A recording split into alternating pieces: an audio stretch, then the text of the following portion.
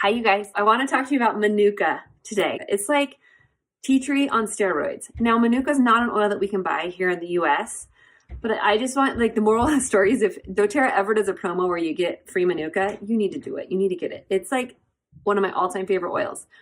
And the reason, my top reason why I love Manuka is for cold sores. Now, both Ryan and I are people that get cold sores.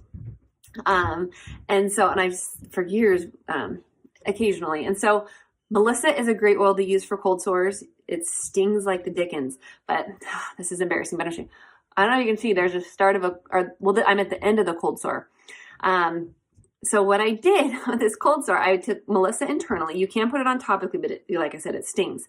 So what I did this round is I did throughout the day, a couple drops of Melissa internally, took my On Guard Plus soft gels, but then I put Manuka, diluted Manuka, on the cold sore location, and it dried up because if you've ever experienced cold sores, like they can get bigger, like depending with like oozing and stuff.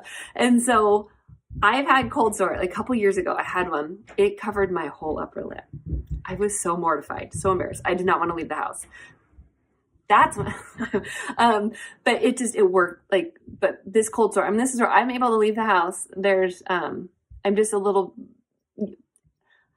it's not ideal, but it's better. Oh my gosh.